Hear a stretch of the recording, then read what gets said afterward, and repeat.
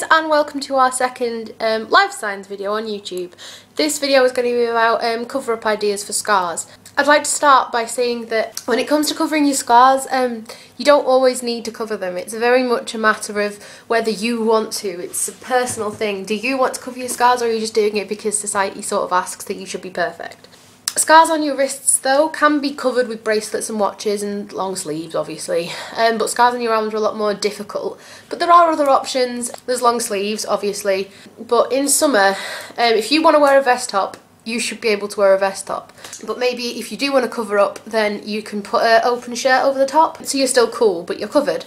You can wear this kind of elasticated bandages used for sprains. I don't know if you've seen them. You can get them from a chemist or something like that.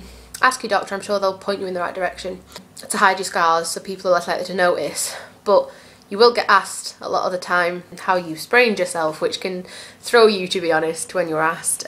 Even if it's just quite an honest, innocent question, you can be thrown a bit, which is bad, so be aware of that one. For your legs, just jeans, trousers, long skirts, or put opaque tights on. They're a lifesaver a lot of the time. If it's coming to summertime and you're still in jeans and stuff, a lot of the time people will ask you why you're not opting for something cooler. So again, just be aware for questions like this, because a lot of the time they do throw you and you sort of forget that they're visible, if you know what I mean, or forget that you're being obvious, that there's something wrong. So people will ask questions, so as long as you're prepared for that, then that's fine. Often, when we do choose to cover our scars, they're more obvious to us than they are to other people. A lot of the time people won't even notice if left to their own devices, because they're not looking for them. They don't go into a social situation looking for people that have had self-harm scars all over them.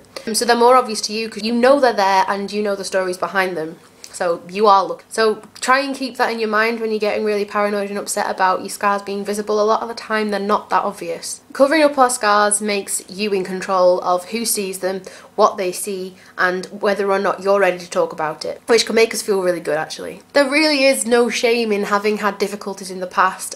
We all find our own ways to deal with it, and a lot of the time self-injury is the coping method that a lot of people turn to. Life Science is never going to tell you to stop self-injury. It's going to support you, and we're going to give you the feedback and help that you want from us. If you join our forum, you can get a lot of support from people just like you and from us guys who've been through it and want to help you. But we're never going to tell you to stop, but we will encourage you to find healthy alternatives and make healthy changes in your life that's going to make your life a better quality for you, for no one else. It's up to you whether you want to stop, but if you choose to, these healthy changes are really going to help. Camouflage makeup's a really good way of hiding more obvious scars, and once you learn to master that, it's a really good way of doing it, because once you learn how to do it, obviously, you can do it quite quickly. I know I use makeup on the ones on my arms. I'm wearing long sleeves today, obviously, but they're here and here, and there's a few here.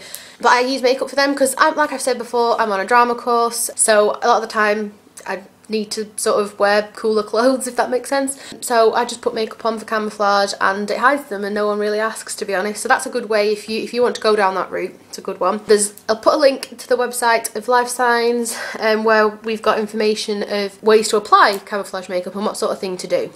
I think it's important to stress that different people have different marks in different places. It's a lot easier, I think, for people with lighter marks to be willing and open to show their scars, as opposed to people that have got sort of like keloid scarring and white and purple marks, because they are harder to hide, I'm not going to lie, but it is possible, and as soon as you come to terms with your scars, the better, because they are there forever, and they're just a part of you, so it doesn't mean they're a bad thing. Like I said, it is your individual choice to talk about your scars or not. You are in control of what people know about you. If people decide to pry into your life, that's their problem.